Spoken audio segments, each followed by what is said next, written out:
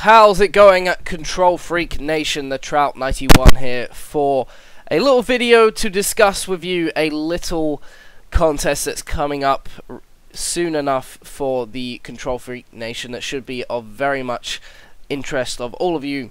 So I thought I'd introduce myself. I am going to be one of the judges of this contest, and before I tell you what this contest is, this is a little video of a series I do on YouTube. I am a huge FIFA player. I do a lot of FIFA videos. I originally started out on Call of Duty, and that's how I got going in YouTube. But my big passion at the moment is FIFA, so I thought I'd bring you a bit of FIFA gameplay. There's going to be a lot of highlights in this game.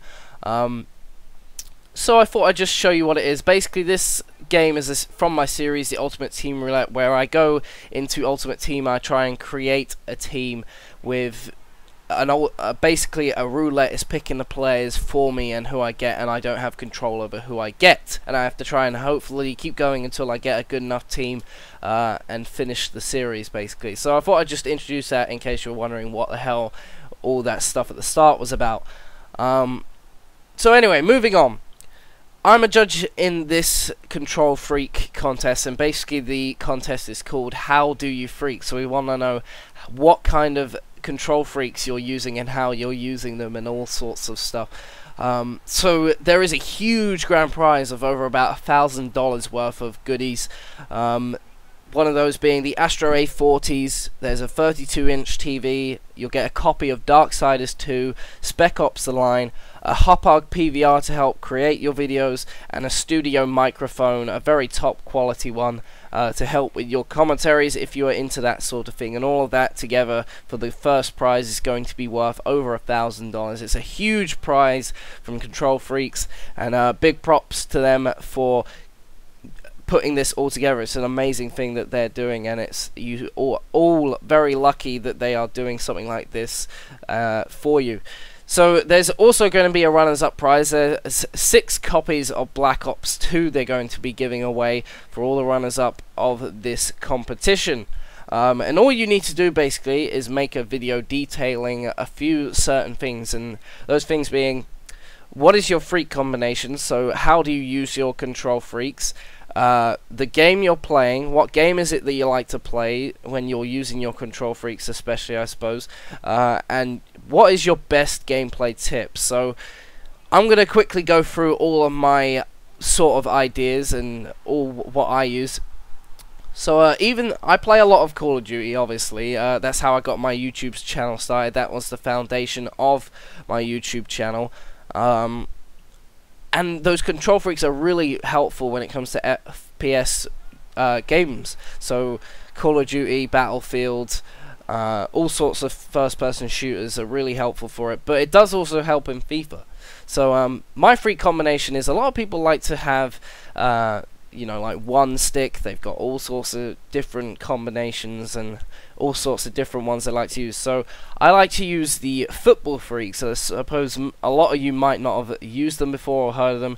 So they kind of look like PlayStation 3 sticks almost. They're very rounded at the top. They don't have the concave, and I play all my games on Xbox. So it's a little bit odd for me, to say the least, to have these weirdly shaped sticks in comparison to my usual concave sticks that I like to have when I'm playing the Xbox. So on the left stick I have the not the first person shooter, sorry, the Football Freak on the left hand stick. That way I can really use it. I don't like the fact that having just one stick makes it very odd, the fact that one of my thumbs is really high up and then one of them's really low down. It kind of feels a bit odd to me, and I couldn't get used to having just one, so I always had to have 2. And I tried both the FPS Freeks on at the same time, and I liked them, but as far as the left stick goes, I didn't feel the same maneuverability that I did when I put the Football Freaks on. So I like the Football Freaks on my left stick, and I liked my FPS Freek on the right stick. And surprisingly enough, even on FIFA, it does help out quite a bit, because you can help with the skill moves. I don't know how many of you know how to do skill moves in FIFA or do them in general, but it does help out greatly trying to get the exact precise placement of your stick when you are doing those skill moves. So it can be very helpful, and the Football Freek on the left hand stick does help me when I'm dribbling, because a lot of the movement comes in the left thumbstick in FIFA, and then with Call of Duty a lot of the reverses the situation.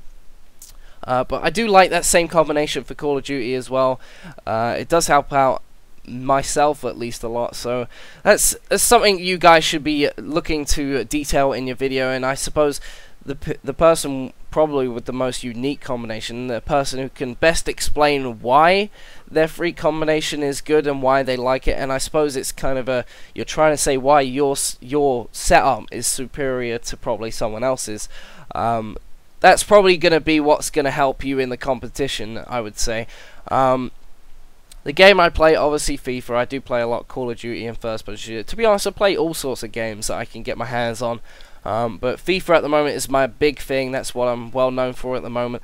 And the game, not the game, sorry. The gameplay tip, the best gameplay tip I have for you is to, overall it's using the right thumbstick and the left trigger, which is basically your skill dribbles and your skill moves. But specifically in this game, this little video, I'm going to teach you the McGeady spin and the Berber spin, whichever one you want to call it, the stop and turn. So when you have a 4-star skiller, so for example, you might have seen me do it a couple of times in this video with Fernandinho, who is a 4-star skiller. You can get 5-star skillers such as Alexandra Pato, Robinho, Ibrahimovic, all sorts, Cristiano Ronaldo, all 5-star skillers. When you have a 5-star skiller, they'll do the McGeady spin, which is a very quick turn to pretty much get out of a sticky situation. And I'll put up an example here on the screen. The big difference between the 4-star and the 5-star skillers when it comes to this skill move is simply the fact that 5 stars do the McGeady and the 4 stars do the stop and turn. The stop and turn is a lot slower, however it can be a lot more effective in certain situations. The move is very dependent on the way that your player is facing. Whichever way your player is facing is going to depend on how this move works. So on this example, my player is facing down towards the bottom of the screen.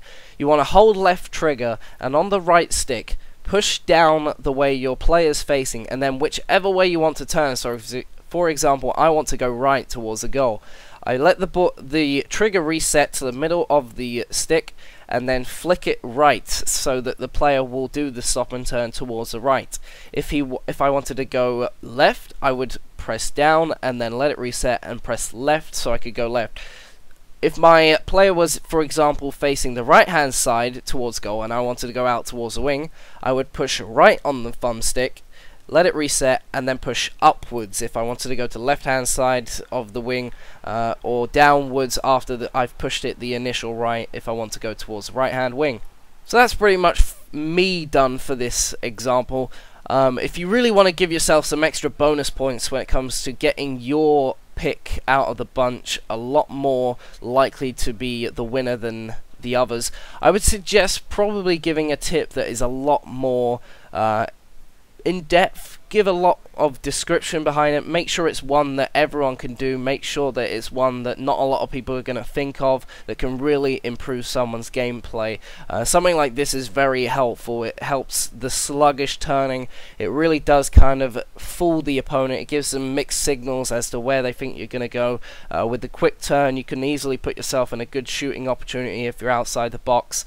It really does help trying to get out of a sticky situation when you're being attacked by a couple of defenders. And overall, it's just a really helpful move and really doesn't take much time to learn. I managed to pick it up pretty quickly, as you see me do it there again.